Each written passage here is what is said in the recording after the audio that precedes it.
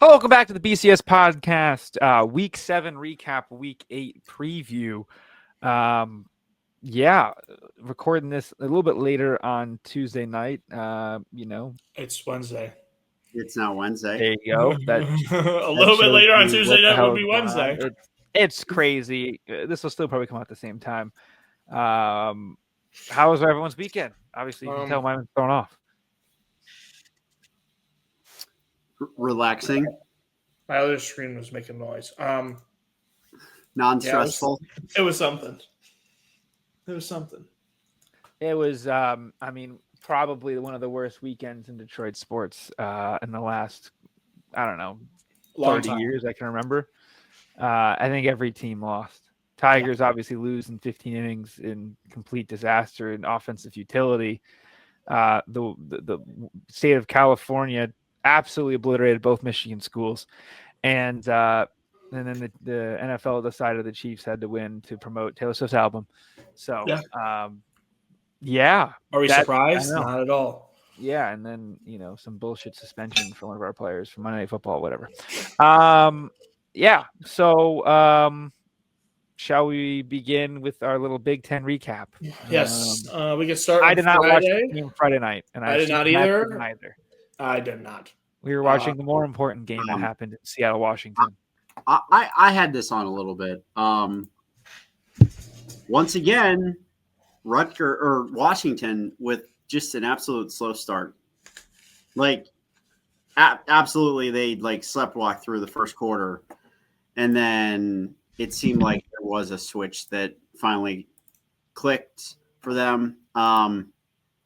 I was flipping. Obviously, I was watching the division rival Tigers a lot, flipping back and forth. So I didn't see all of this.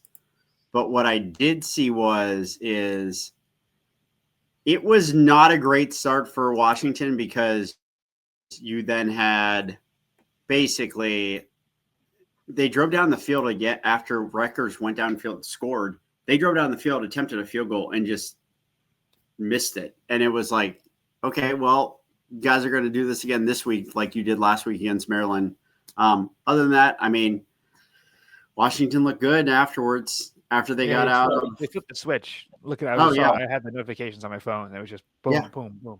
Yeah, when it got to be, I think it was 13-10 at halftime. Second half, it was touchdown, 3 and out, touchdown. Then they both traded touchdowns, but Rutgers, I don't know. Rutgers kind of went for it probably about maybe 3 minutes into the fourth quarter at the Washington 11. It was a 4th and 10. I don't know if I like that call. Mm-hmm. But at the same time, it was a 12-point game, so a field goal still would have made it a 2-possession game. So I get it, but at the same time, it's I don't know. They did not put themselves in a place to win. The Greek did not have a great game, especially after after about midway through the second quarter. He had some very questionable decisions.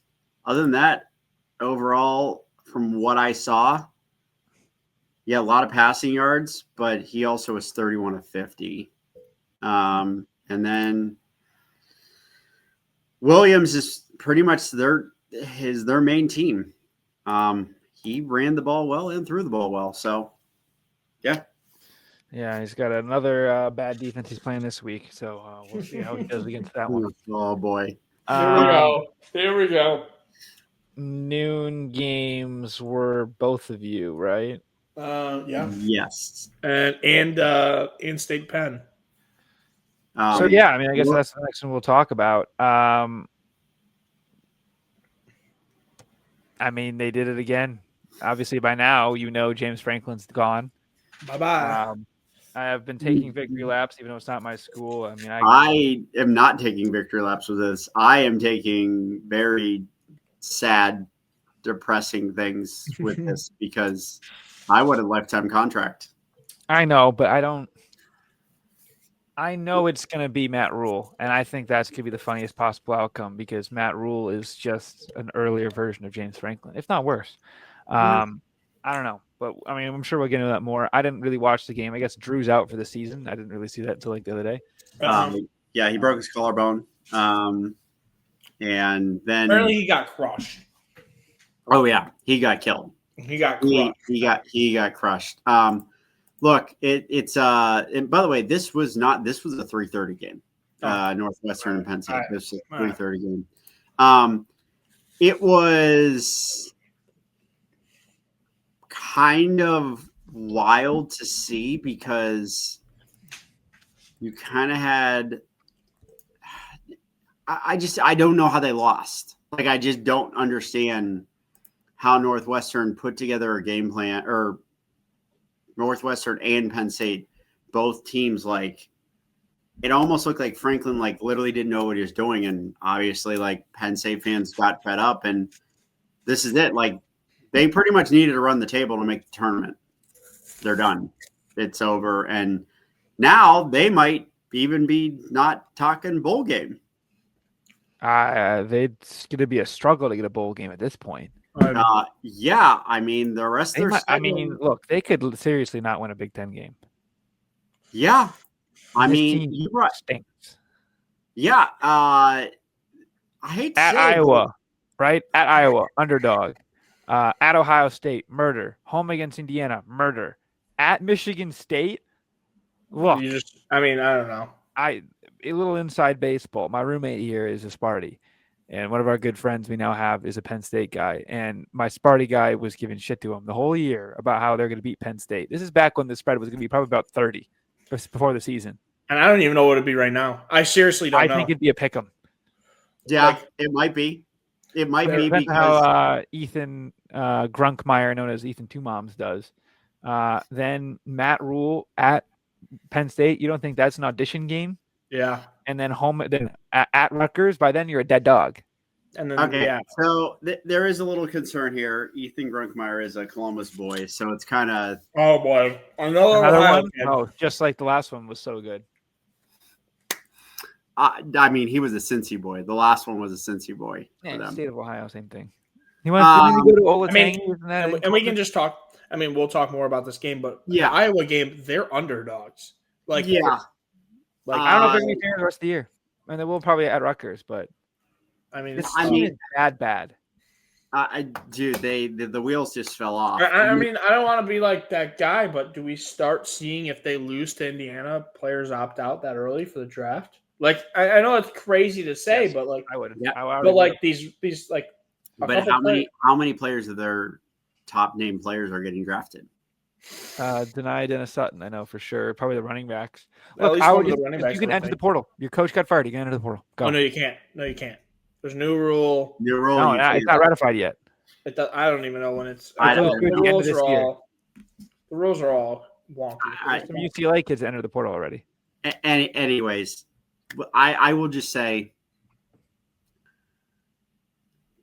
I'm kind of sad that it's over because I'm shocked. I'm honestly shocked. I think that's the best way to put it. He would find new ways to lose to Ohio State. Like I still don't think it's that certain they leaves the conference. Oh, I don't think so either. Like between Wisconsin or the funniest outcome for me personally is Michigan State. That'd be hysterical. Maybe even imagine if they switch coaches. He goes to Nebraska. I feel like he could kind of work at Nebraska. Think about what Nebraska would do for a 10-2 season. Oh yeah, you know what I'm saying? Yeah. Take another old program out of the ashes. Who knows? But who really cares? Honestly, I couldn't care less. I kind of saw the score and I almost wasn't even that surprised. Is that crazy? I was like, oh wow, okay. I was surprised to a certain extent, but it wasn't like. I mean, it just wasn't. It wasn't the most surprising thing ever. But I was more surprised by the other result in that time slot.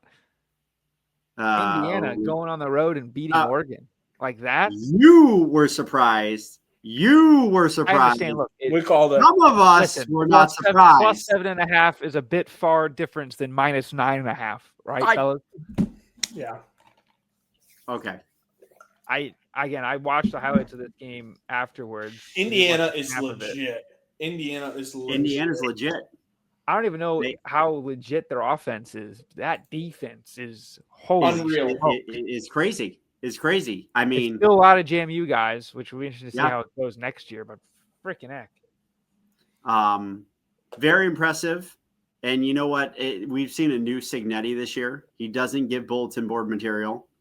He kind of, I feel like, has learned from that. Even in his post-game press conference this week, or after the Oregon game, he was kind of like a very chilled, laid back, like not all like, hey, we're the best and we know it. I think he kind of is realizing like they're a legit contender. Yeah, like they're ranking to, like, fluff his own resume to get in. No, there's no resume needing to be fluffed because of the fact that he's now at this point where he's like, man, this team is like. Now here's the thing. Last year they were a joke in the playoff. This year, if they make the playoff, how crazy are Indiana fans now going to flock to Indianapolis for the Big Ten title game? Yeah.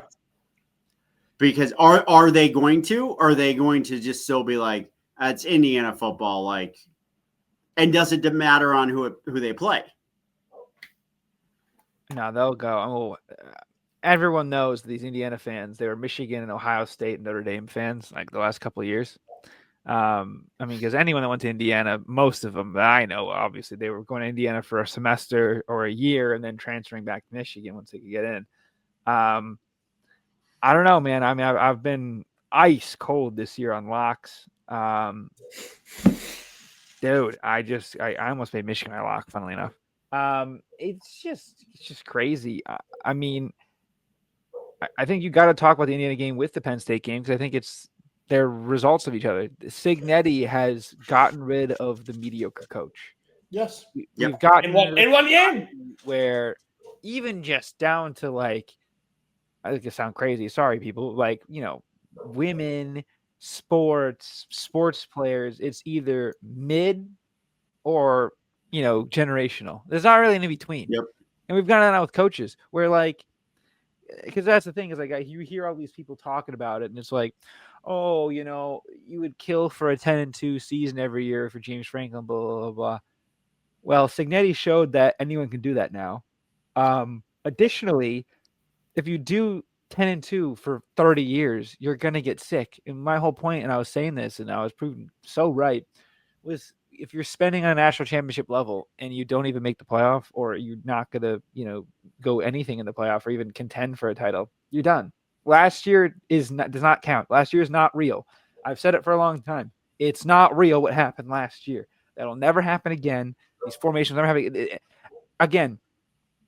Think about how many teams like that would have begged for that path because of what the one play away from a natty. I'm sure everyone's hearing. I know you two have heard it a ton. It's just the most fugazi, disingenuous bullshit I've heard in a long time, and we hear a lot on our lovely pattern airwaves and because if you look at it every single round, like Penn State beats whoever, SMU at home, then and it's negative 1,000 degrees. Then like Notre Dame neutral beats site Georgia, beats Boise, but it's like but Georgia's quarterback's out. It's like all these excuses for the fact that you just have to play the games. You have to play from start to finish the season. Whoever you play. The main thing with that Indiana-Oregon game, the big takeaway from everything is Signetti's now doing it. How many other programs that have a coaching opening are going to go to these top group of 5 teams or like a JMU and be like, hey, I'm taking you right now and you're bringing all your players with me. Yeah, hypothetically, people were talking about maybe Michigan opening up. That I had a couple of guys like that in the G5 level. Like I think like an Oklahoma State, not even just them, but like I'm trying to think other jobs that might open. You don't look at the dude at North Texas and go, hey, bring me all your guys. I was just going to say Oklahoma State's probably going to go after him. Yeah, right. And by the way, they have a Texas State guy. They have a freshman quarterback in North Texas too. Yeah, exactly. Like those are just take the whole team and just buy a program. It's that simple. Yep. And I would personally, if I'm them, to try to be nice, schedule playing them. Like Indiana should be playing James Madison. Well, James Madison might have been sneaky good against them. But schedule them and give them some money back. Maybe that's something you can do. I don't know. But, Yep. I do that always whenever I play the college video game. I schedule my old team versus my new team. But yeah, I mean, it's totally changed the game for better or for worse. We'll find out. I think it's better for fans because for as much people saying like, oh, Penn State might bottom out, blah, blah, blah, blah, you got to get these hires right. And, you want to compete for championships. And if your chance with Franklin was realistically 0 to win a national championship, you got to change it. And people talk about it. It happens all the time in pro sports. You get a coach that brings you to the precipice, and then it's like, let's go get a real coach, especially in freaking hockey. So, yeah, I mean, what other game was then? There was another 3:30 game, which Nebraska, Maryland, and Maryland keeps doing this thing where they get leads and then they fall apart. Like they did it twice in a row now. They did it 2 weeks in a row where they had a lead like in the fourth quarter and then they collapse. I mean, you can't get a worse like a good but worse performance from Dylan Raiola. He had like 3 interceptions. One of them was a pick 6. Like I get he only has 9 incompletions, but you just have to capitalize. How funny would it be if our good friend Corn has to root for him next year? Like imagine you bring him with Raiola and Rule over. Oh my God. That'd be my personal Super Bowl. So I will say this. I saw the first 2 drives of this game and then 1 play after that and thought Nebraska was going to blow them out of the water. But I don't know if anyone watched the beginning of this game. Both teams had a possession and they went for it on 4th down and didn't make it. Huh. Those were the first 2 possessions. And then turnover on downs and still got 65 points. This game must have ruled. And yeah, 2 turnovers on downs to start the game midway through the first quarter. The very next play is a Raiola pass for 64-yard touchdown. And that's when I kind of was like, okay, I don't know if I want to watch this game anymore, but this game, it started to be back and forth. And I'm pretty sure like 90% of the scores were big plays, like let off big plays. Yes. I would say to a certain extent, yes. I mean, if you want to go to the box score and everything. Yeah, I would say somewhere in that range. But once again, it is now October and Maryland has another loss. September Maryland this is every year now. At what point does Maryland get sick of their coaching staff?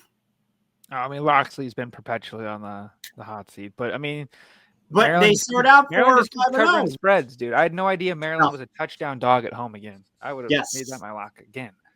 Yes, it was more. It was 7.5. Yeah, 7.5. Yep, that's crazy. There's a couple teams like that this week that surprised me. Yes, I believe these next 2 were your guys' locks, and I believe you guys went 2-0. Yeah. Iowa, Wisconsin, cozy. I mean, Wisconsin's terrible. They might actually be the worst team in the Big Ten. I think they are. So why are you only a 24-point favorite? We'll talk about it in a minute. I'm beyond perplexed. I'm going to do something that I've never done before. But yeah, lock of the week. But yeah, and then the last game before we get back around to us, Purdue. I assume no one watched either game. No, I didn't watch it. No, not. I know Purdue was winning for a while. They were up 13 or 20 to 13, and then they kind of collapsed in the fourth quarter, gave up 14 points. But yeah, Purdue covers the spread. My lock of the week again cashes. Yeah, and they look competitive, which is fun. They're competitive and fun. Wisconsin's not competitive and not fun. And that's just the comparison of what I would say is like the 2 bottom teams at this point. All right. We'll have the winner go first, Mr. Cozy. Yeah. Okay. Kind of what I thought was going to happen. I rarely say that we're going to cover. We did. We should have covered a lot easier than a basically very nerve-wracking fourth quarter to where it was kind of like, okay, Illinois got the ball back. We're only up by 18. They're going to backdoor cover this thing, aren't they? No, I mean, there was a lot of just bland conservative play calling on offense and even defense where we got like very lax and just kind of sat back. You just kind of felt like we were just like playing with our food. Yeah. Like it was just like, cool. Like we can do whatever we want, whenever we want. And if it ever gets close, we'll probably turn it on and probably do it. We were rushing 4 most of the day and getting pressure, never getting a sack. And then the few times that we brought 5 or even 6 on the blitz, it was an automatic sack. It just seemed like every time you could go into your bag of tricks and rush 1 or 2 extra rushers, it was a sack immediately. If you went, I think we got a few sacks on when we only rushed 4 and we did a twist. Their O-line is bad, like real bad. Altmaier is a gamer. I'll give him that. The main thing about this one is right before the end of the half.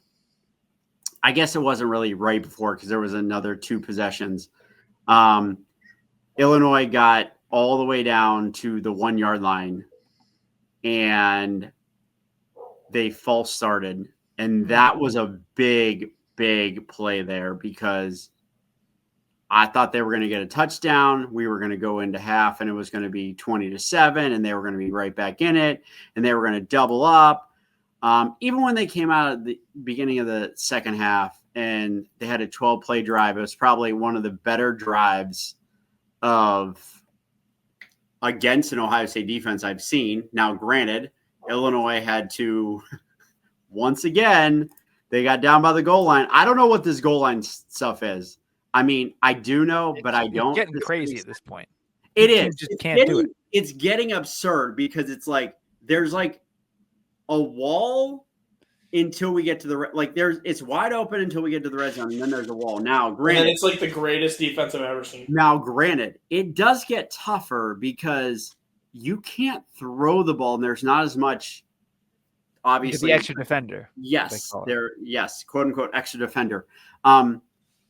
Caleb Downs is there, and I don't think they want to throw over the middle in the end zone when Caleb Downs is there. Not having Siles this week, that kind of hurt. Yeah, I mean, overall, maybe a B- game. It was what it was. It wasn't amazing. Once again, Bo Jackson's our best running back.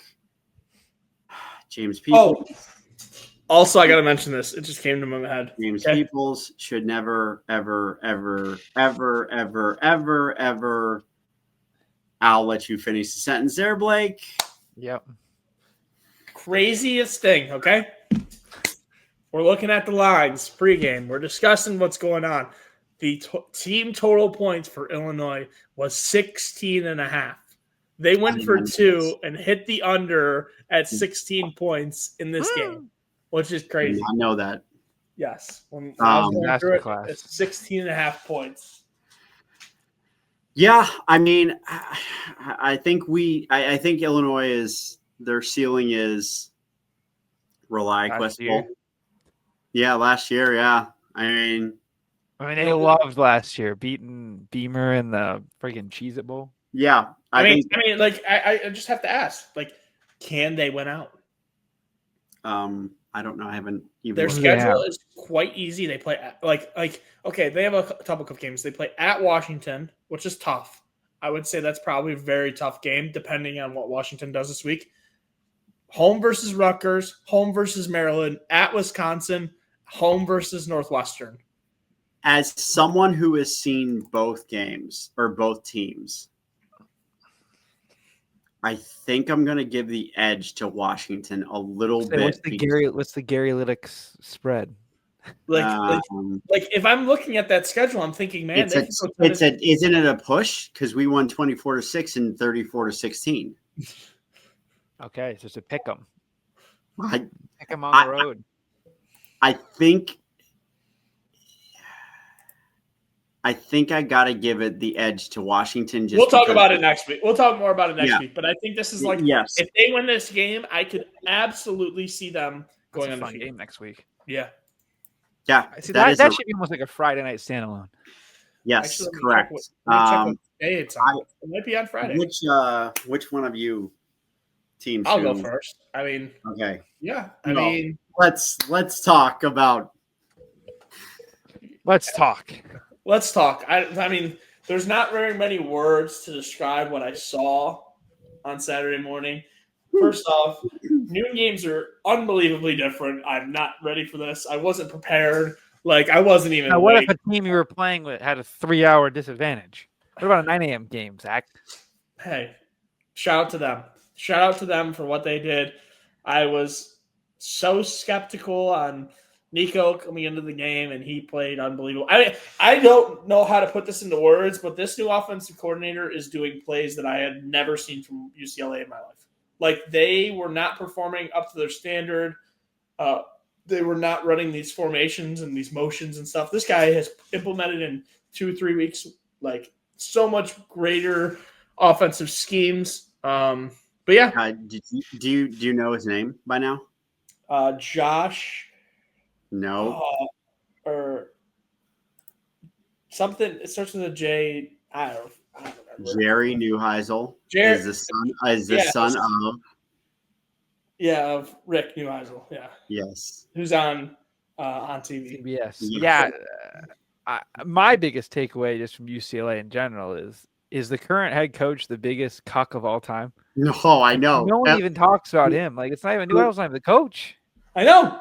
And what he's done. Those kids are buying in though, for real. Yeah, they are. Yeah, we played horrible. Probably one of the worst games I've ever seen in my life. And I've seen some pretty bad games. I sat there listening to Blake scold me about how bad we are when they destroyed us 2 years ago. No. I was making fun of you, and I said, "Shout out Nico," and you go, "Nico hasn't done anything. Next play, down your throat."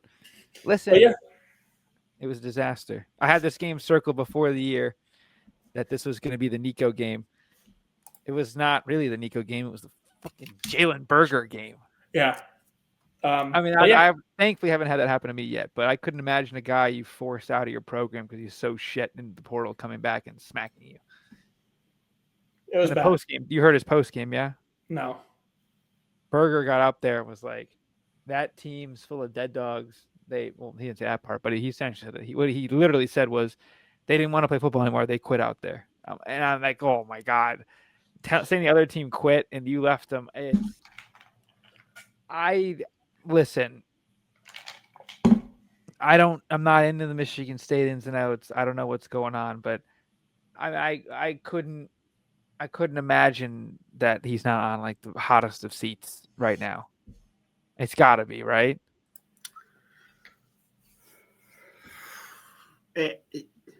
I mean, I think that we've heard James Franklin mentioned here by actual Spartan fans. Yeah.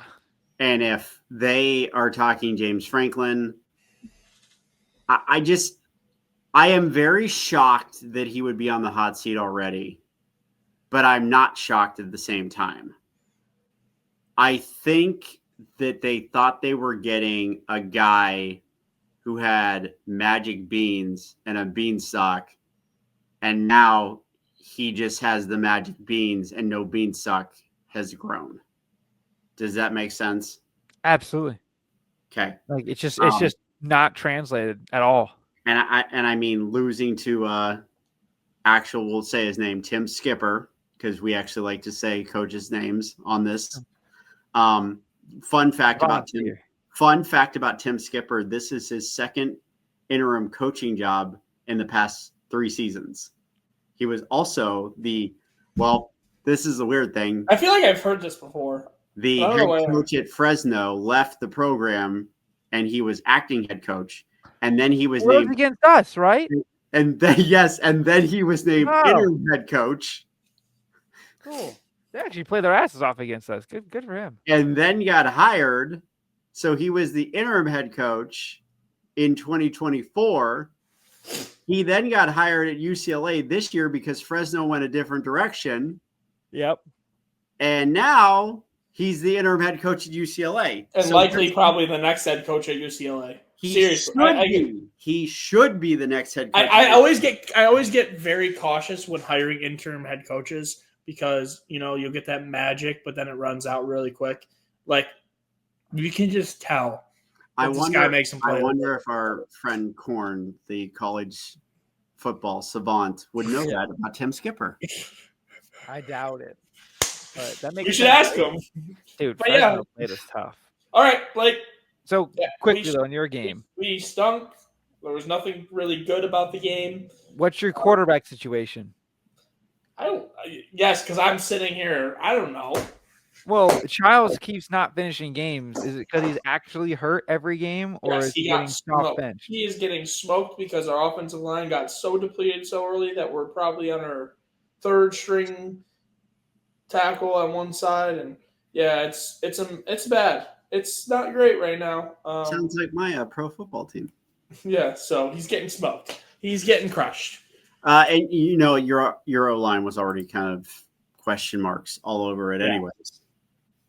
Like we had some good visuals in the first couple games, and then they got hurt, and then we're like, well, he's gonna get crushed. And well, thankfully, less special teams errors this week. More just not great football. All right, Blake, finish us off. Wow, you're so happy to get to Blake right now. Look, credit to me. I could have been a lot nastier, but I'm saving it for my own team. So I'm more going to talk basically after the game. I think everyone, I'd assume, watched this game. I don't even need to really get into it. They dominated us. There's one thing that still I haven't seen yet that makes any sense to me. So I guess they basically dressed a player that wasn't allowed to dress. Michigan did that. It would have been the death penalty. No, whatever. So they had him on the injury report. It's like questionable or something, and there's like a taxi squad. Yeah, basically, like this is like an emergency quarterback.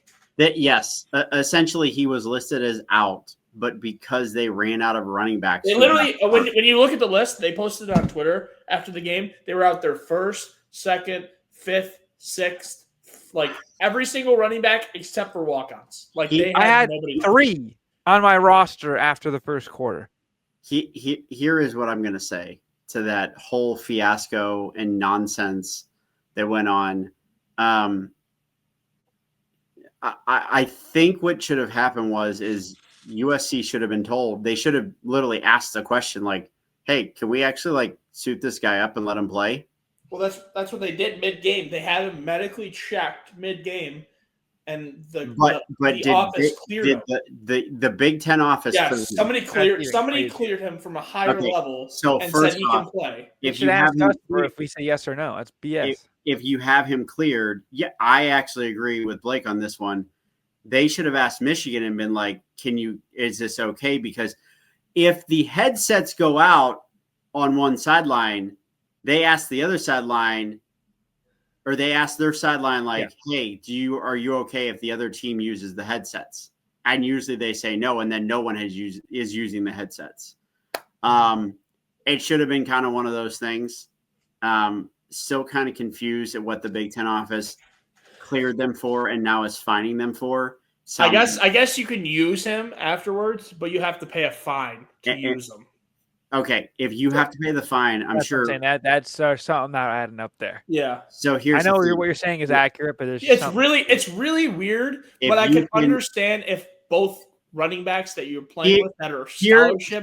Here's the main thing that comes in to play here is at some point down the road, there's going to be a main running back who they list as out on a Thursday injury report. That is going to play now on a Saturday, and they're just going to take a fine. I think I'd do that every week. I think it would require because the injury reports for college football don't come out till 2 hours before the game. I hate to say it, but there's a little thing called money that is exchanging hands called gambling, and that's where they're, in my opinion, is why the $5,000 fine. Yeah, it's crazy. But okay. So between that and then the last thing, and then we can get into it. Michigan is 134th out of 134 in opponent penalties per game. If you don't think that's a coincidence, or sorry, if you think that's a coincidence, God bless you. But I'm not saying we deserve more flags. Well, I mean, the stats say that. I understand that it's got to be because of the Stallions thing. I'm not an idiot. I get that. But it's just funny because it was, again, and we can kind of get into it now. Game on the line, down 14, 3rd and 10. You throw the ball. Donovan McCulley gets spun around like it's a freaking ballroom dance room. And clear pass interference. They don't throw the flag. And Sharon's just like. Meanwhile, Stignetti with a flag in the same, very similar situation, very high leverage point. He runs on the field and gets a 15-yard penalty. He's yelling so hard. He says one of the funniest things ever we cannot say on this channel without getting demonetized about what was happening to his. But it was well deserved why he said it. 100%. And then we have the Michigan game, and Sharon's there lifeless. He's like looking at that game. It felt exactly like the Oklahoma game. It felt like the Illinois game. It felt like the Washington game. It felt like every game. And to an extent, it felt like the Ohio State game. Ohio State last year obviously just happened to just almost like tank. It was so bad. But you just have this extreme lifeless display. And in the Sharon Moore era, in every road game, I believe, was looking at the numbers, I believe 1-5 on the road. There is stat where he's 2-5, and all the wins were against teams that were like not even close to ranked. Well, one of the wins was Nebraska with Biff. If you're getting technical, it's 1-5, and he has not put up over 20 points in any of those games. Okay, last year Michigan put up 20 points against USC. They had Alex Orji at quarterback. Michigan State put up 30 points on USC. Missouri State put up 20 points on USC. Just every time you watch this team, I get no joy from it now. Okay? You watch, it's completely unprepared, completely bad scheme. I don't know what this team does in practice. Okay? The best player on your O-line was Andrew Sprague last year. And after a year of coaching, he's regressed into a guy I want to be on Eastern Michigan next year. I did see your tweet tonight. The lack of coaching or just wrong coaching is baffling. Our punter is 113th and 118th in the nation, I believe. I put out the tweet earlier. Everything's regressed. Like, if it wasn't for the freshmen, because again, look who's good on the team: the portal guy McCulley and the freshman. Marsh played out of his mind. I still think Bryce is playing good. Yes, I know I'm a delusional person, but like, if you watch Michigan, you're not like, it's that guy's fault. Sure, he's missing throws. He's freaking 18. Like, because for every miss on the extra 2-point conversion, you're going to get that insane tight window NFL throw for the touchdown. Andrew Marsh is playing out of his mind. He's got better stats if you look at the analytics than Decorian Moore, but I won't get into it too much. And it's just, this team is just, you see, I keep asking people because the topic of Sharon getting fired is very prevalent right now among Michigan fans, which I understand is crazy. I want that on record. I get it's irrational. But you look at this era and you look at how it's happening, you cannot waste this guy, Bryce Underwood. And the donors are involved, I'm sure. And they're like, guys, we got to make a change. There's something going on. So this weekend is the defining moment of the Sharon Moore era because our schedule is food and then Ohio. So it's Washington, a bunch of disaster class programs, and then it's Ohio State. If you're 9-3 and lose to Ohio, you lose every game you were supposed to lose, whatever, I guess. I would love you to win one of them. But and again, it's not how you lose, right? You look at that Michigan State loss against UCLA or USC. It was Michigan State had some fun. They got really close. They had like a wickedly traumatic injury that totally screwed with everything, but they were still competitive. There was a good stretch of that game where you're like, Michigan State's a better program right now, a better team in this game. At no point did you see it from Michigan. I mean, they tried to give us the win a couple times, and you just gave it away. Fumble and the interception. And Yeah, it was just not even that, dude. It was just like 3 and outs, missing stuff. The only penalty I believe called in USC all game was when the guy tried to break our dude's leg getting up. He like yanked him back down and twisted his leg. It's like total idiot. Oh, okay, cool. 3rd and 30. Let's go. I had Wi-Fi at the game, so I was in the Michigan chat at this point because I was trying to see if Justice Haynes was coming back. And they're like, "Let's go, flag, 3rd and 30. Let's get the ball back and keep going." And obviously me being at the game, I was about a minute 30 ahead of everybody else. And I think it was our good friend of the program, Jake, was like, "Yes, off the field." And I replied, it was 3rd and 26 to be. Yeah, and I replied, "Fire everyone." And then like people are like, "Oh no, oh my God, no, what happened? What happened?" And the funniest part is one guy's like, "Oh my God, it must be PI or something," and I like sent like a buckle up meme, and it was God. There's just a few times where there was 2 third. There's just guys completely open. The scheme is off the wall. I can't say a lot of stuff that I now know after the game that's going to be changing going forward or what they're lying to me about, but whatever. I give the offense a bit of a pass because when you lose Haynes like that, I mean, the guy is Heisman level play this year. I know he's not in the race because it's quarterback position race, but I mean, I think he's probably front runner for Doak Walker, him or Hardy. I know Hardy had a bad game, but I mean, you're looking at it. He's probably 50 to 60% of Michigan's. We have 2 running backs we play, and one got hurt, so we had to bring in a 3rd string at some point. It was bad, but the little things that drive me insane is Bryce was allowed to RPO in the middle of the 3rd quarter. He did it twice for 2 passes for 65 yards. And it was like, what? So we break this out now, down 3 on the road, or down 3 scores on the road. Cool. But I have an unfortunate admission to make. This is the 3rd Michigan game of my life I've left early from. I left with about 4 minutes to go in the game. Once they put Jaden Davis in, I was like, okay, I need to get out of here. Stadium was interesting. Very NFL crowd vibe. Not the loudest of places. The lighting of the torch in the 3rd into the 4th quarter is pretty kick-ass. By the way, my defense was on the field dancing after the 3rd quarter into the 4th quarter. And I don't want to make it like a Frank the Tank. They're dancing! But boy, I felt like that, and I think I did that in the stadium. So I at least got out of my chest then. That's the good news about doing this show a little bit after is we get to like actually reassess what happened. But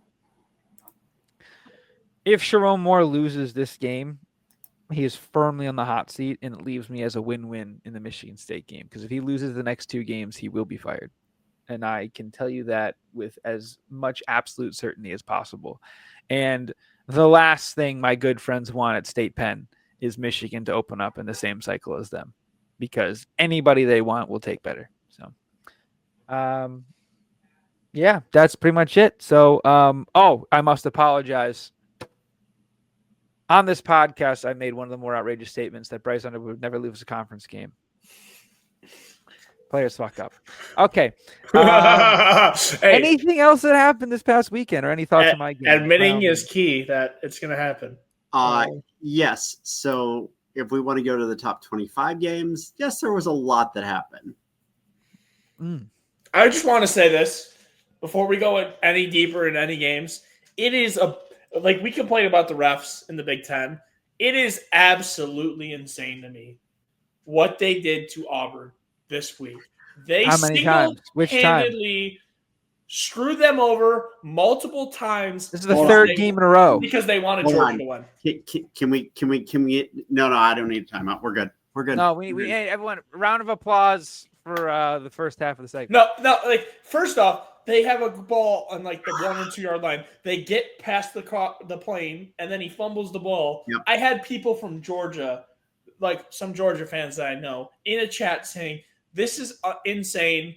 Why is this taking so long? The ball absolutely crossed. Let's just get this over with. Yep. We're getting killed right now." And then the refs overturn it, and people are like losing their mind on what's happening. So, few other takeaways outside of that Georgia game. We need to talk. We need to have a talk about the Big 12 and oil money and how oil money is now going to run this Big 12 conference. And that oil money is in Lubbock, Texas. Oh, it's unbelievable. Because they looked like they could have beat anybody in the country the other night when they played Kansas. They looked. It just keeps looking like this would be a letdown spot, and they just keep going. I know. They blew them out of the water. This was like the free roll year. Next year's the real year when they get all the guys in. Yeah, I know. They started out this game up 18-0. Might have been 21-0. I don't remember. They were blowing Kansas out of the water, and then they kind of took their foot off the gas, and it got to be a game. And then, boom, second half started. It was like, okay, we're back. Who cares? This is a blowout. I mean, they look amazing. They're going to win the Big 12, right? I mean, I like BYU. I love my Utes, dude, but shit. Well, the Utes already got stomped by them in Utah. I understand. I love the Cougars, but I believe they're the first conference favorite to be in minus money in Vegas. No, there's a bunch of them. A bunch of them. Big ones. Big companies. All the conferences. Utah. Yeah. I mean, Utah just obliterated Arizona State. So that was a given. They basically had no offense at that point. Their quarterback's out. They have Levitt was opted out. That was tough. But yes. Outside of the Big 12, Missouri put up a fight against Alabama. Did they? It was kind of close. They did. They did actually. It was kind of back and forth. Oklahoma. Mateer got rushed back. He should not be playing yet. Correct. Mateer looked terrible. I don't know how much you get to watch Blake. Mateer looked awful. Texas was pretty dominant and had some pretty decent drives that they put together.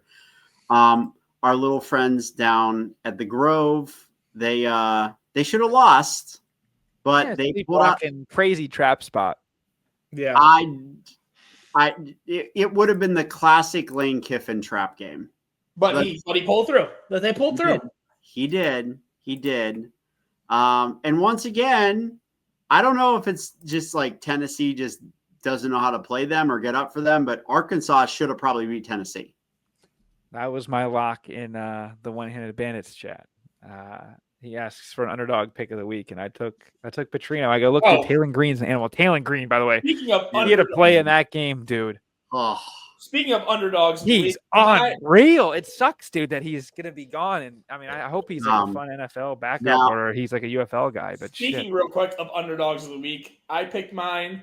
Bowling Green State University plus 10.5 against Toledo in the Battle of I-75. Let's just say Toledo went up 21-0 and lost 28-21. Thank you very much. Oh wow. Go Falcons. I saw Bowling Green won, and I was like, "Oh shit, shout out Zach!" I didn't know it was that big of a dog. We did not touch on the Friday night game, which was pretty. It was a bloodbath. Yeah, but I mean, you still had a opposing quarterback throw for 326 yards and get blown out. Yeah, I mean that's the Michigan formula. They scored 36 points. Yeah, of course they got blown out. Other than that, I mean, top 25, there was no like glaring. I'm excited to see where he goes, Mr. Golish. Yeah.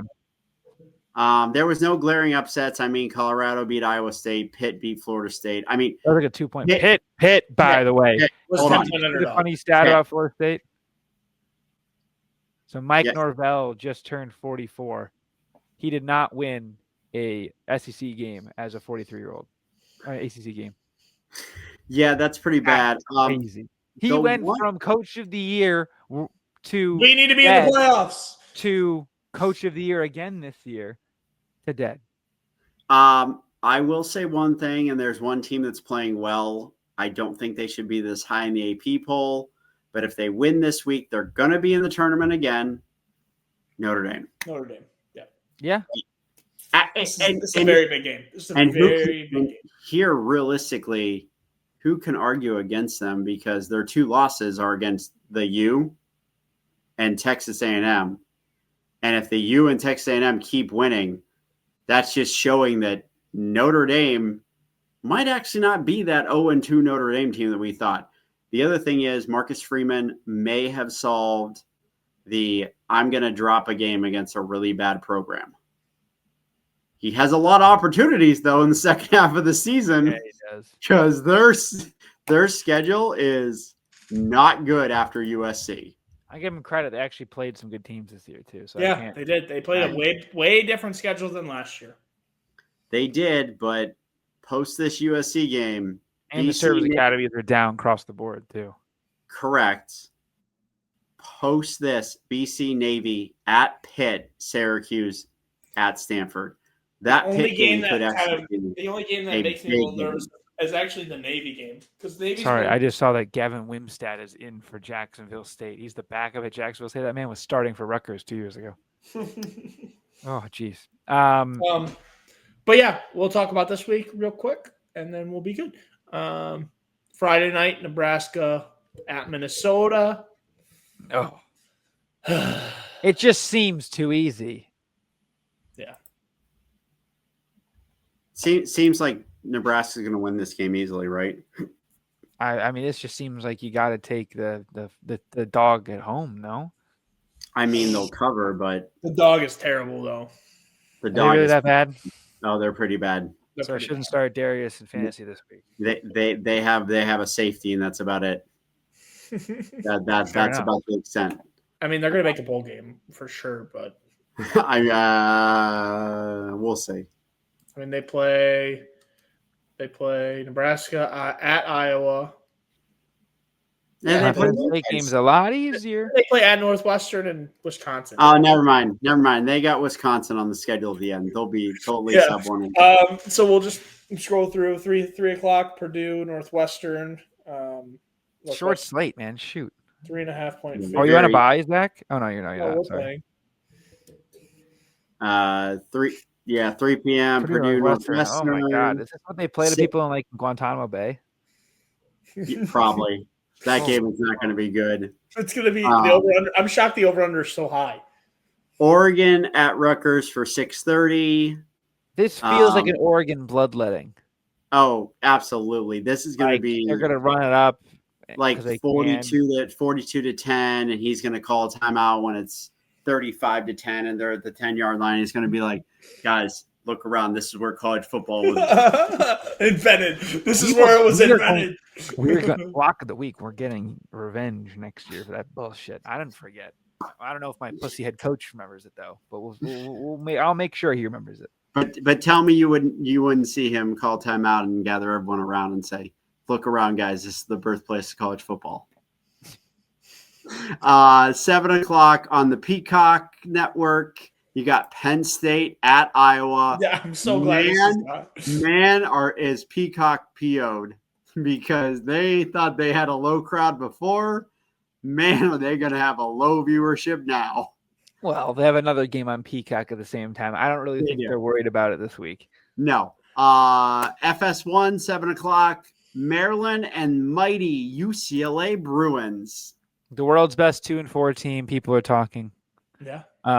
And by the way, they're going to beat Maryland this week. They are going to win this game. They are favored to win this game, but they're going to win this game too.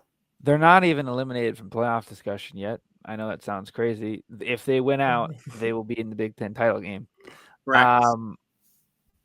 I just imagine if they did their turnaround a game earlier. I thought they could have against Northwestern, but sick stuff. I got to shout out my guy.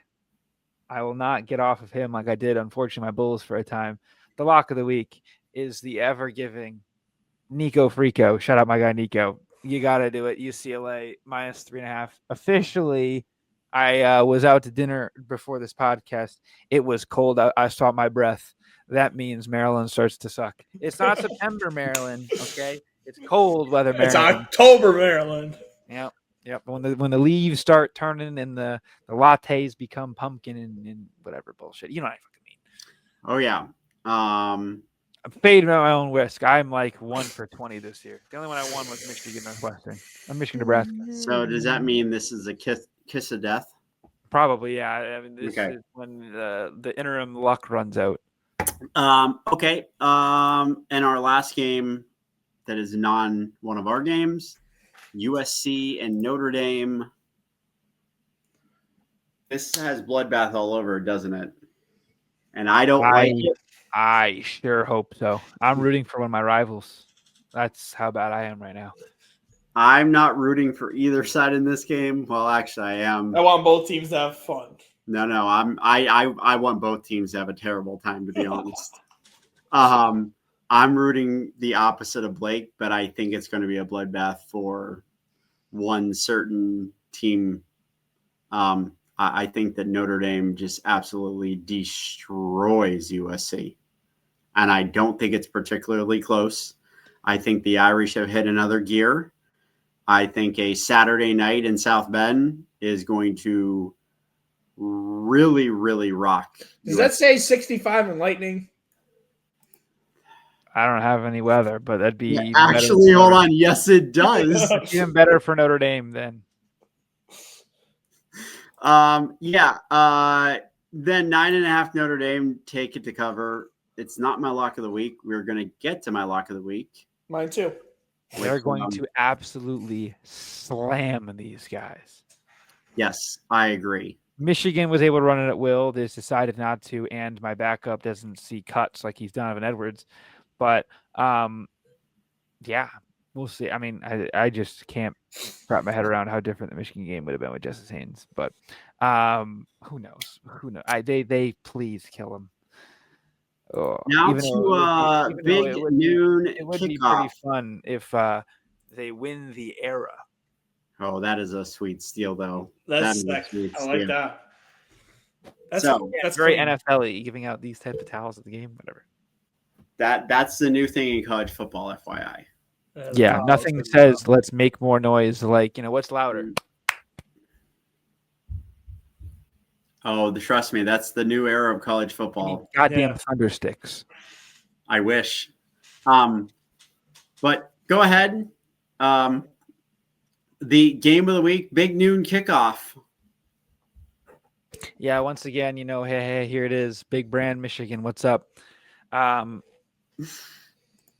Some people, not me. It's never me when I say some people. Some people are calling this the Jed Fish Michigan audition. Now,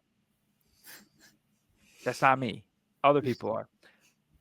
If I were to engage in such dumb things, I would say you go get Kenny Dillingham. But, I think that this is, another chance for Washington to be like, hey guys, we're 5-1. There is zero reason we're not ranked. Sorry, the 3 letters next to our two letters and a number next to our jersey doesn't say SEC on it, because if it was, I'd be a top 10 team right now.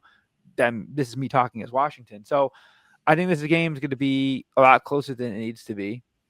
That's what I think. Using my brain here, Washington good, Michigan bad, Michigan 7-point favorite. What does that mean? If Justice Haynes plays, we will kill this team. I know I'm all over the place. Just walk with me here. But I don't think he does, because Sharon said he's ready to go back into the game in the second half if needed. He said that about Will Johnson, who never played again, and he said it about Loveland, who did not play again. So, my pathological liar of a head coach, I don't know what's going on. If you watched or if you had the pleasure of being in the Michigan chats with me while I was getting delayed across the country flying back, I got very nasty in the Michigan chats.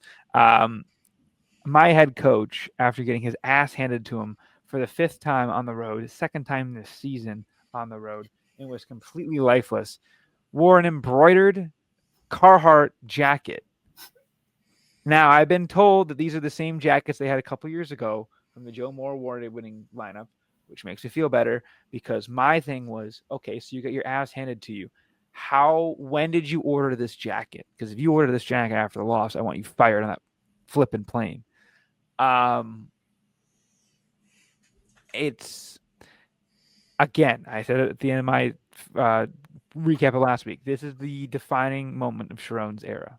Okay. If Sharon goes out there and waxes Washington, I'm all the way back and everything's in front of you. And this will be a very fun game where Michigan needs it more than ever. And Michigan will probably be playing with the pressure for the first time in this game in a long time. So, yeah, we'll see what ends up happening. I'm very fascinated. The total's 50, kind of weird. With one of the worst defensive efforts of all time, you would think they'd figure it out this week. If you guys know how this is when it comes to spreads, like if the spread of being 6.5 makes me feel very confident. If this was 3, like what I would have said at like 2 or 3, I'd be like, oh my God. But I feel oddly confident about this game, which I shouldn't, because it'd be too easy if we lose this game, then I'm out. Emotionally, I'm out. And the Pistons start next week, so it works perfectly. So, I don't know. That's all I got. I'm sure that came off not very coherent, but this team's got me in the biggest mental pretzel on the planet. So what's your score prediction? No, geez. Score predictions are gay, but I almost said 30 with Michigan. What the fuck?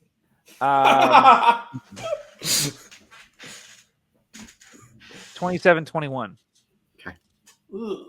I know it's kind of like exactly what Vegas has it at. That's a pussy cop-out, but no, it's fine. Win the game. I rarely spread my own team. I'll go next. Why are you so excited to go next? Because I'm just going to talk for 30 seconds and then we're done with it, okay? We're on Peacock. Thank God we're on Peacock because I don't know if this is going to be close. I don't think it's the only cock to – oh, sorry.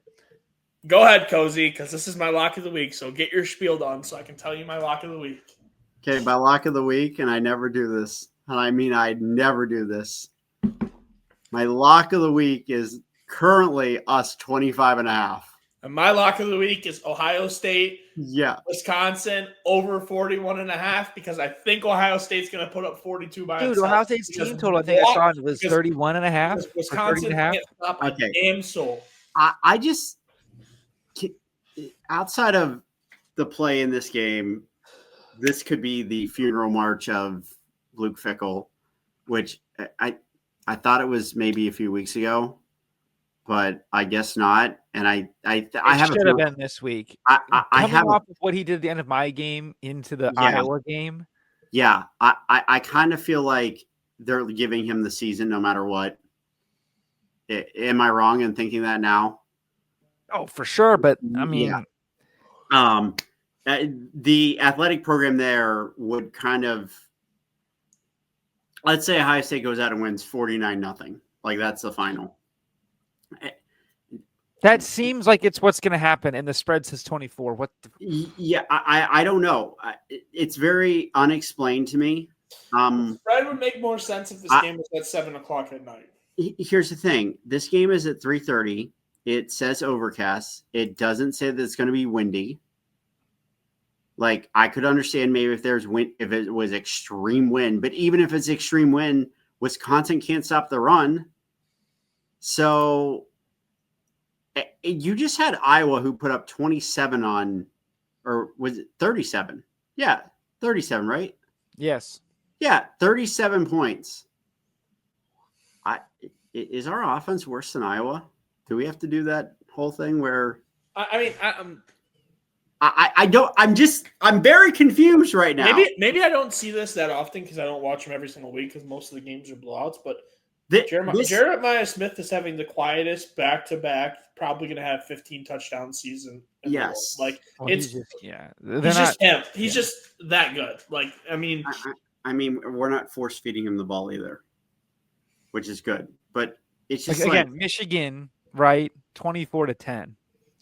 And A, we're a lot worse than Ohio State. B, we should have scored at the end. Like we could have scored. It really should have been 31-10. I'm very so very confused by this line. I'm not I am not worried about a game. I am taking my Ohio State Buckeyes I should tell you all you need to know, folks. to cover. This Like- guy Cozy texted us in the group chat when it was 3-0 Minnesota and said, I'm worried. Minnesota then gave up 42 unanswered. I'm not like Camp Randall used to scare me. Like I was there when they beat us in Camp Randall. Yeah, jump around, all that kind of stuff. I'm not worried. Like there's probably going to be more Ohio State fans there than there are Wisconsin fans. There'll be a lot of red in that stadium. Yeah, a little bit. That's all I have to say about it. Like, just go out there, be conservative, don't get anyone hurt. Like the main goal of this game is stay healthy. Then you get a bye week, and then really just run the score up on Penn State after that. I mean, I honestly, yes, stick it to Jim Knowles. All right. When we get there, around the country, anything else we can touch on quickly? Third Saturday in October. Yeah, I mean, Bama's going to kill him. Bama is going to absolutely throttle This is the them. Ty Simpson official Heisman game, by the way. Correct. I So totally if agree. you haven't bet it yet, please get in on it now. Free cheese for the kids. Yes, absolutely. Bama covered that 7.5 easily. An interesting game after they played. An interesting game after they played very well on the East Coast or in the Eastern time zone. Washington State goes to Virginia. Washington State should not scare Virginia, but when does the clock strike midnight on Virginia? Because I kind of feel like Virginia is playing with house money. No one expected them 5-1. Do they look the part of 5-1? They lost to a team in NC State that I don't think is very good. No. I think that Virginia has had 2 major upsets in a row, and they're riding this high. I kind of like Washington State to cover that 17.5 at least. Other than that, I mean, you've got the Holy War. Yeah, my personal should be a game day. Vanderbilt is favored at home against LSU. That's fun. Yes. Georgia Tech, Duke, 1 point spread. You got Oklahoma, South Carolina on the road. This is the aforementioned Cocktober, as they call it. So every year they usually beat a big team. Game that me and my good friend of the program, Corn, really like together. Arkansas at home getting 7.5 in a game that's in Fayetteville, not Jerry's World against A&M. I just don't believe A&M, dude. I just don't. I agree with you. I think you could see a lot of upsets of home teams. Block of the week outside of the Big Ten. I'm giving it now. Oh wow! Fuck that bullshit SEC refereeing. They should have lost last week. Oh, Give me no. Ole Miss plus 7.5. No. Fuck the points. Give me Ole Miss money line. Oh my god! This is this is legit. Ole Miss. This is and our boy Smart Trinidad Chambliss is legit. No. It's happening right now. We are an hour and 8 minutes into this. I need you to. This is going to get clipped next week. I will have this up on my phone when Georgia blows away Ole Miss because this is Kirby Smart revenge game, and he doesn't lose revenge games unless it's against Bama. Everybody else he takes down. I think this is where Georgia gets the playoffs. Look, friend of the program, Brian Case, will be in attendance with Trinidad jersey on in Athens. But screw the points. I like Ole Miss to win this. I don't care. Few other games to hit on real quick. You got Missouri at Auburn on Saturday night. That Holy War. I am taking BYU to beat Utah. The refs are definitely going to have some impact in that Mizzou. I think Big Noon's there, by the way. Big Noon is in BYU. That's what Portnoy was saying, that they're going to do the show from there. So the show is from there, but Big Noon kickoff is Michigan. I think Gus and them are out there too. Okay. And I think Kevin gets the bump to the main. I don't know. One thing that I will time slot is us. The Big Noon production is the Holy War. Which Utah road favorite in the Holy War. I mean, that's telling you all you need to know. I know you took the number 49 quarterback, Bachmeier. I was I got to see. I was, out of one of my crossed eyes at a bar in Newport Beach, I was seeing the end of that Arizona game, which was chaotic. If you had Arizona, I pray for you. Oh my God. I'm gonna ride with the Cougars in this one. I think they get it done in Provo. You call them Cougar Tail Cozy, It is going to be very loud. It is going to be they're going to be rocking that place. I just hope it's cool that guys like Portnoy and Urban get to go in and soak in the environment. It is really nice. So, one last cover that I'd like to say, and our good buddy Korn, who we mentioned here multiple times, loves to say that Duke is going to win. Duke is going to cover. Duke is not going to win. Duke is not going to cover.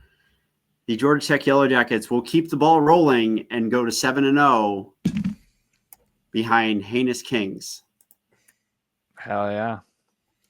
All right. I think that's all we have for this week. Any closing thoughts, gentlemen? Or are we all good? Zach, good luck on Saturday. Hope you. It's a bad day to be a beer. That's all I got to say. Are the Red Wings back? I think the Red Wings are back, led by Mason Appleton, # former Spartan Dog. Also, on pace for 60 goals, by the way. The Blue Jays have lifted off. Yes. Oh. 9-2. Oh. Nightmare. You hate to see it. Go Dodgers. All right. Yeah. Oh, did Frankie Nazar just score? He didn't. Almost did, though. All right. Yeah, that's all we got. Like, subscribe as always. Hit the bell for notification when the videos come out, and we'll see you guys next week. Ole Miss. Go Ohio Bucks. State. Lots of points. Oh, my gosh. I can't believe you took Ole Miss.